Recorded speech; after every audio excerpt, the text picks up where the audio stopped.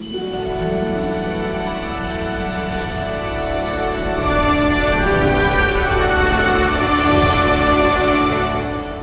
and welcome to this week's edition of 50 Years Serving the Island, a series of programmes showcasing highlights from the Manx Radio archives during the station's first 5 decades serving the public in the Isle of Man. In 1968, Manx Radio was transferred into public ownership and became the island's public service broadcaster. Throughout this year, we'll be looking back and celebrating the breadth of programming that Manx Radio has shared with listeners over that time, reflecting the island's community, arts, culture, sporting life, heritage and changing political climate over the last 50 years.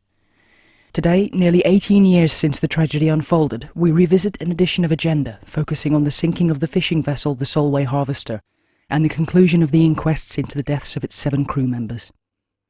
Presented by James Davis, it was first broadcast in November 2008.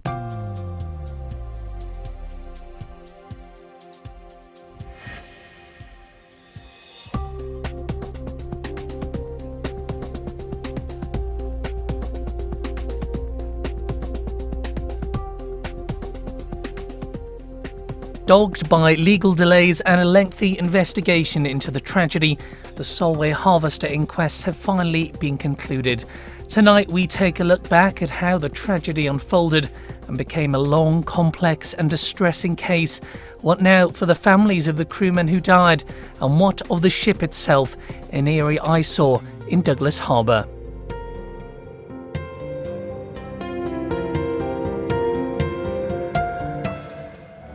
It's 5 a.m. and I've got my sea legs on today for a spot of scallop dredging. This is Richard Gidney, the skipper of the Solway Harvester. Richard, whereabouts are we going today? Well, we're heading down just off the Isle of Man, about 15 miles south of Kirkcudbright. We're targeting queen scallops. When celebrity chef Nick Nairn met Richard Gidney on the Solway Harvester 12 years ago for the TV food series Wild Harvest, the vessel was portrayed as a state-of-the-art scalloper. The boat we're on today, the Solway Harvester, is a highly sophisticated, purpose-built dredger.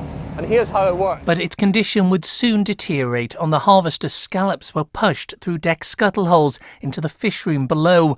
In 1997, one of 2 scuttle lids was lost overboard and never replaced, the hole left open to the elements. Down below, bilge pumps should get rid of any excess water, but a missing cover caused them to constantly clog with debris.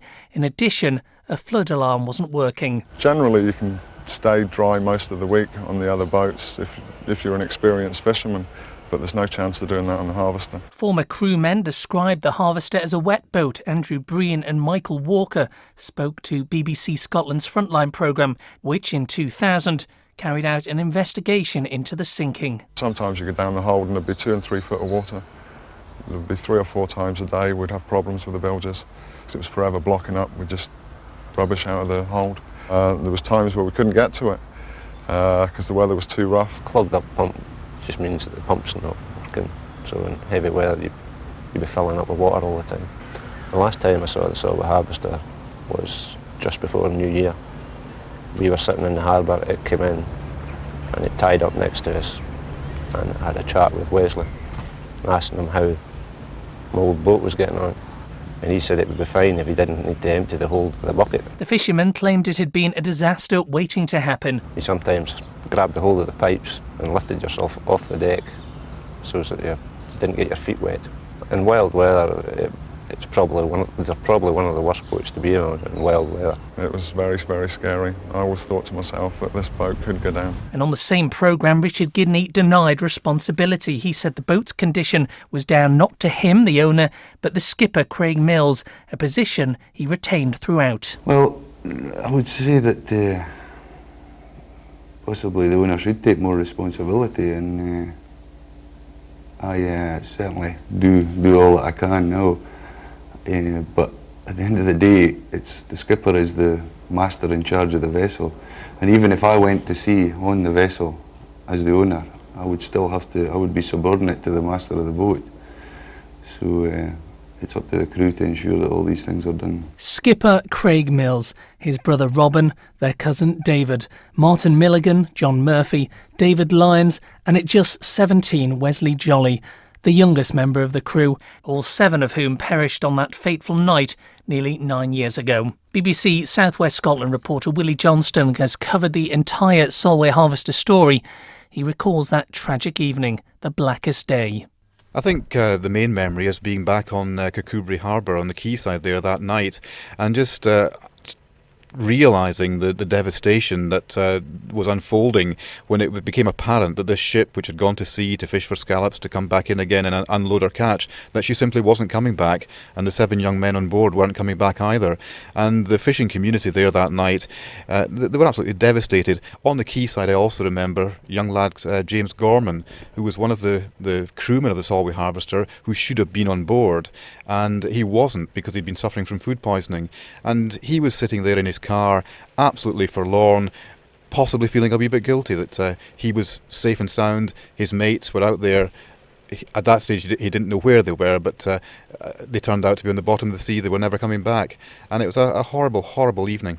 The sea was calm as night closed in over Isle of Whithorn, ending one of the blackest days in its history. Once the worst possible news of 7 deaths had been established, the job of comforting the bereaved began. David Clark from the Fishermen's Mission in Eyemouth came to offer support. Just to offer a shoulder to cry on, and to share the grief that folk are actually feeling, to share their hurt with them.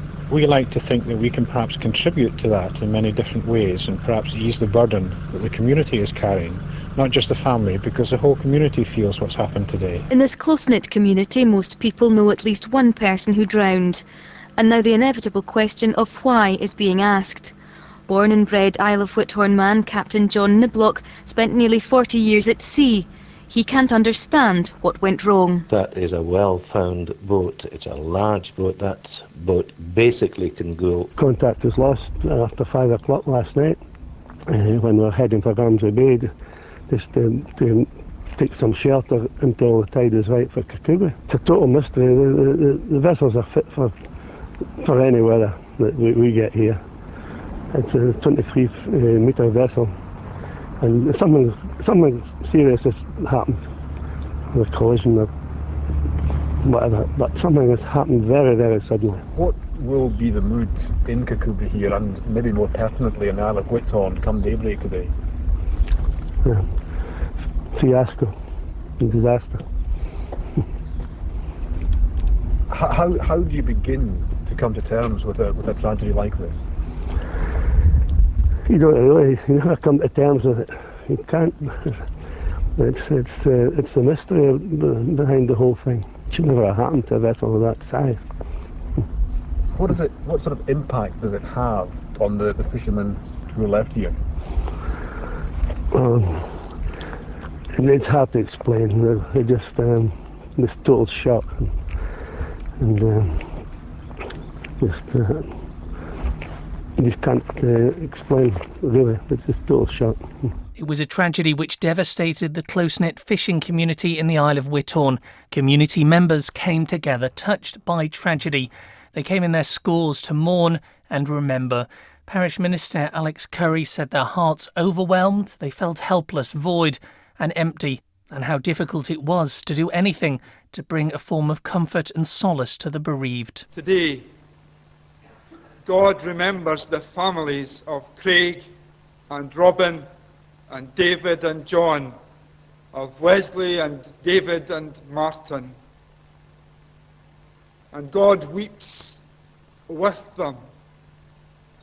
And their tears are surely mingled today with his tears. The Manx government paid £1 million to recover the bodies and the vessel from the seabed, something family members will always be grateful for. They're very grateful to the Manx authorities for raising the wreck, in particular for bringing out the bodies of their loved ones so that they could come back, be brought back for burial. They're extremely grateful to the Manx authorities for that, but they're frustrated, or they were frustrated, with the length of time the legal process was taking, because that was compounding the agony, extending the agony of the families concerned. Words cannot express the thankfulness that the families have towards the Manx government for all the support that they've offered through this, and for the early decision that they made to raise the Solway Harvester and to ensure that loved ones were brought back home.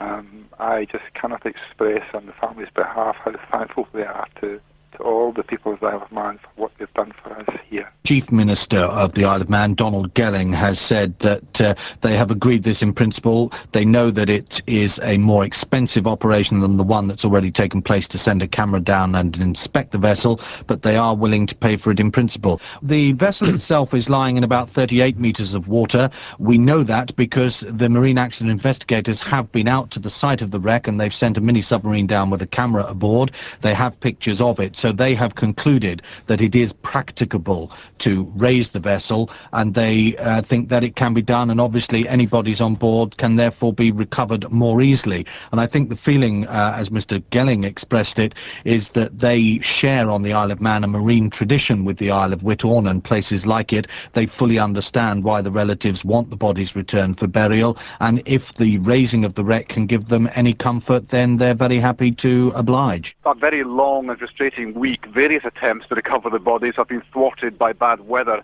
but in the end it all happened very, very quickly and almost suddenly. This morning we learned that there's a real possibility that instead of lifting the wreck out of the water, divers would go down to try and recover the bodies themselves on the seabed. That's in the end what happened. A dive team of 3 went off the salvage ship, the Well Servicer, about midday today, and remarkably within about 2.5 hours they had been able to locate the 4 crewmen who were still missing, as well as the 3 who'd been found previously, and bring them back up to the Well Servicer, and they were able to report to the families at 3:15 this afternoon that all their loved ones had been found. What reaction, if any, from the families do we know? We do know at the media conference were 2 of their representatives, the Reverend Alex Curry, the Whithorn minister.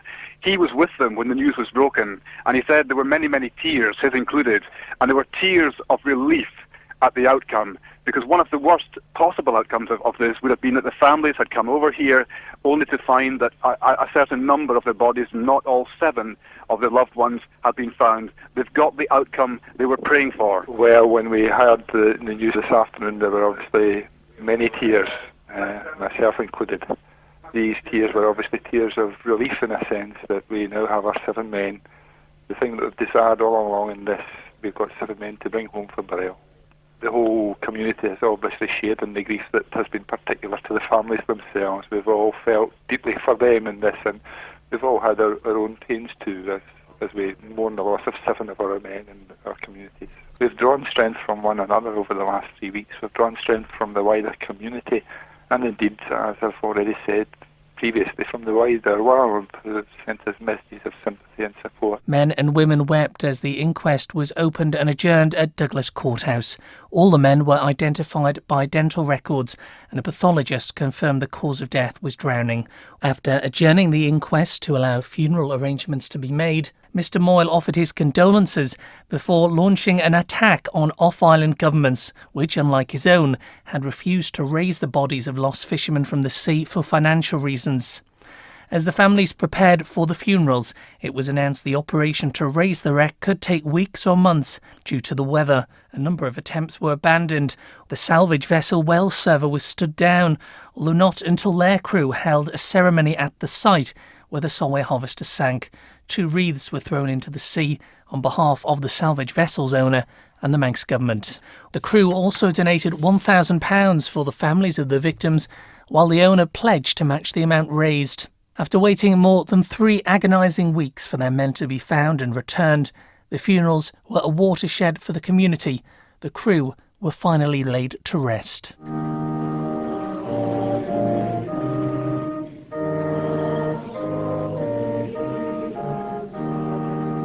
Today every place was taken in the parish church and the nearby village hall.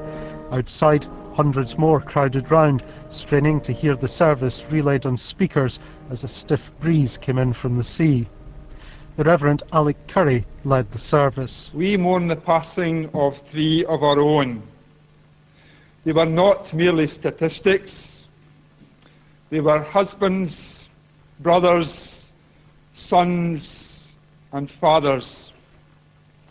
And we come to celebrate their lives today out of a sense of thanksgiving to Almighty God for all that they have given us in their short lives.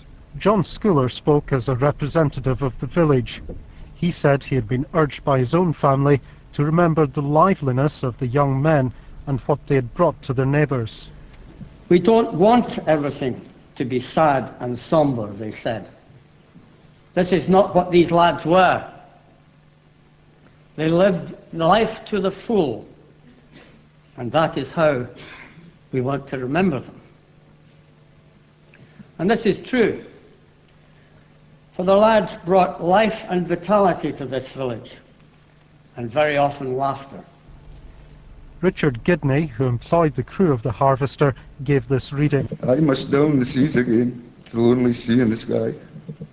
And all I ask is a tall ship and a star to steer her by. It was a verse, he said, that skipper Craig Mills had often read to his young daughter before putting to sea. And the wheels kick and the wind song and the white sail shaking, and a grey mist on the sea's face and a grey dawn breaking. I must down the seas again, for the call of the running tide is a wild call and a clear call that may not be denied. And all I ask is a windy day with the white clouds flying, and the flung spray and the blowing spume and the seagulls crying. The service at the Isle of Whithorn was for the Harvester's skipper Craig Mills, his brother Robin and cousin David. Earlier funerals took place at neighbouring Whithorn for Wesley Jolly and David Lyons. Services take place tomorrow for John Murphy and Martin Milligan, the remaining members of the Solway Harvester's crew. A safety probe followed, as did a visit from Prince Charles to the Isle of Whithorn. But investigations intensified when the vessel was finally raised after a number of attempts. Government began talks with companies to raise the wreck, and after several attempts thwarted by the weather, the Solway Harvester's final sea journey came on a still June evening in Ramsey. It's Tuesday, the 27th of June. The Solway Harvester has been raised from the seabed off the coast of the island. As it emerged, its nets could be seen hanging down and a lifebelt still attached to the deck. Overnight it was pumped out, and the MV Norma has now begun the journey to Ramsey. Once there, the Solway Harvester will be towed into port, and the task of trying to discover why she sank can begin. It ends a lengthy and costly recovery operation, which began after the scallop dredger was seemingly overwhelmed by heavy seas in January. The Manx government made the decision to fund the raising of the wreck, with up to £1 million being made available. The Chief Minister, Donald Gelling, explained why. Over recent years of trawlers that have gone down outside our territory, that the families have had to gather round with their friends and other people who have made donations, and they have retrieved the bodies. Now, I think that gives certainly to me a signal that the families of fishermen do want their friends, family and husbands home. They don't want them left in the vessels, and I think this is a lead that we've taken, that we want to be able to assist in that operation. The Solway Harvester was towed into Ramsey after being successfully raised from the seabed by the heavy lifting vessel, the MV Norma. Although the Solway Harvester was rusty and covered in algae, it was still largely intact, with its windows and equipment, such as floats and nets, still in place. Speaking shortly after the vessel arrived in Ramsey, Chief Inspector Dudley Butt said a detailed inspection of the vessel could now begin, which would hopefully provide the answer to why it sank with its tragic loss of life. It's going to take some time to do that, I guess a week, maybe 2 weeks, and then after that we may need to do some stability tests, some incline tests, which the MAIB will probably assist us with, to look at the overall condition of the vessel. It's going to take some weeks, and people are hoping to get an answer tonight, I know, but the result of our inquiries will take a few weeks before we get the final answer. And we're doing it mostly because the relatives want to know what happened. We did assure them at the very beginning that the Manx people would do it, and there wouldn't be any cover-up, and we would find out the cause for them, so we're now well on the way to do that. This boat was towed in very slowly, a very calm sea, one of those sort of bright summer, early June evenings, which the air is quite crisp and the colours are quite vivid, and all you could hear was this boat coming in, and it wasn't coming in, as I said, at speed. It was going sort of pop, pop, pop, pop, pop as it came in quite slowly across the harbour. One thing that struck me at the time, most interesting, was a lot of people turned out to see this boat being towed in. We are talking about serious numbers, thousands round the Ramsey harbour. And the one thing that struck me as I was standing there, and you can hear it when you've got a pair of earphones on, you hear sort of the sounds coming through. There was no sound. They were absolutely quiet. It was amazing how so many people just went, that you could feel the silence, which you normally feel the noise, but this time you could feel the silence. It was quite a remarkable occasion, and I very clearly remember it. Richard Gidney was finally arrested and charged in June 2002. He appeared in court charged with the manslaughter of the crew members who died. He stood accused of breaching his duty of care by sending them out in an unseaworthy vessel. In February 2004, he was committed for trial, and a year later, in April 2005, the trial began. After a long drawn-out legal argument and after a 5-week trial, he was finally clear. The trial collapsed. Acting Deemster Moran directed the jury to return not guilty verdicts and acquitted Richard Gidney. The judge said there was no case to answer. After the ruling, he gave this reaction outside court. I can only say what I know what my family and I have been through over the last 5 years. And I can only imagine what the families have been through over the same period of time. What is so sad is that after all this time we still are no further forward and not really any the wiser as to what's happened to the Solway Harvester. In many ways, I regret that I have not been able to present our case, as I believe it would have exonerated Craig Mills and his crew of any blame for this tragedy. Relatives of the fishermen who died, though, spoke of their anger, devastation and disbelief when the announcement was made. Martin Milligan's father John had recently taken time off work because he was suffering from depression brought on by the trial. He said he felt numb. We're both totally gutted. We thought we'd have got answers now, but it seems that we're not going to get any answers at all now. We'll always have this with us, and it'll always be in my mind. Martin's mother, Elizabeth, said their hopes for some closure had been dashed and said that while Mr Gidney had lost a boat, they'd lost a son and that Mr Gidney would get his insurance money.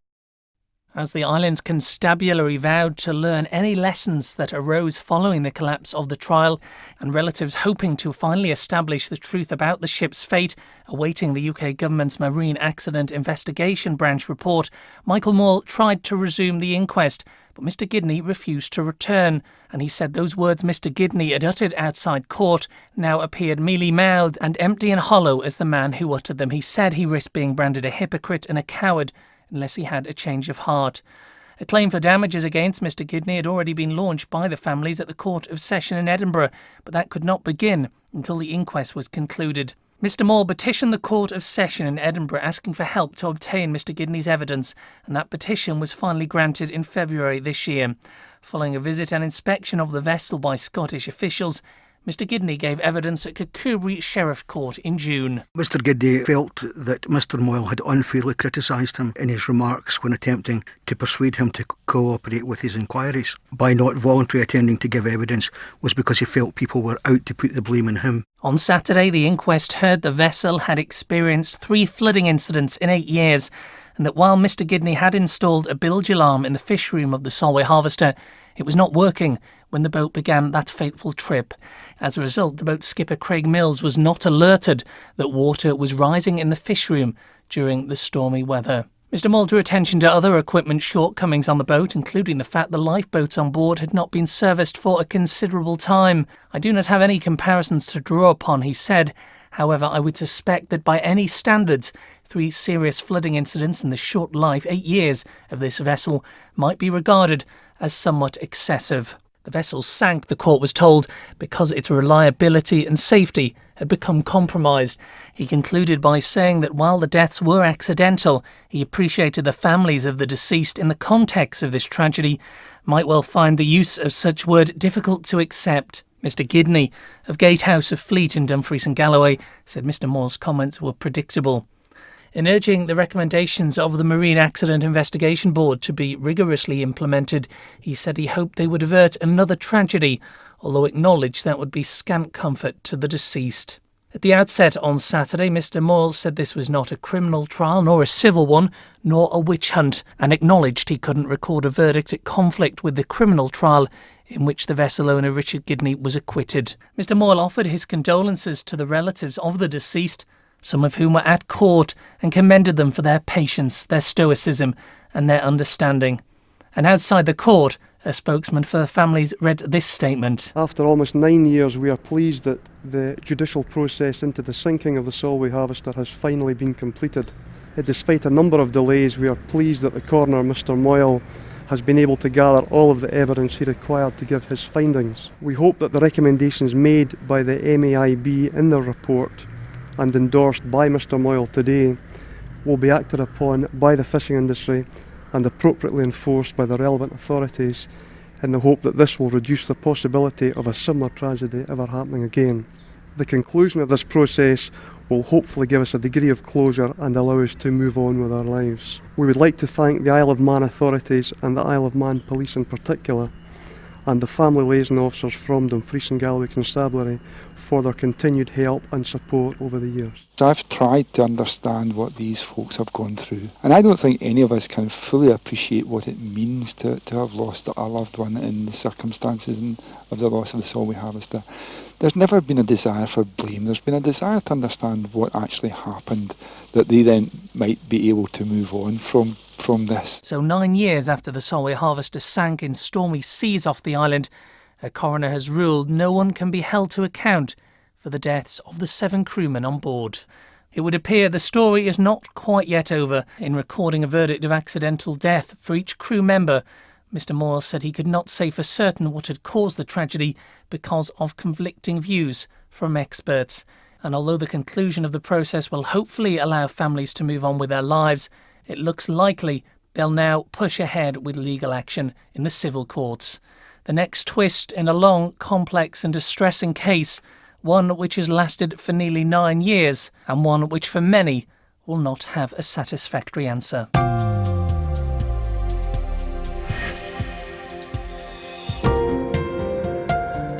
James Davis with an edition of Agenda focusing on the Solway Harvester tragedy. It was first broadcast in 2008. And you can hear that programme again, along with additional content from the Manx Radio archives, online at manxradio.com at the Manx Radio portal.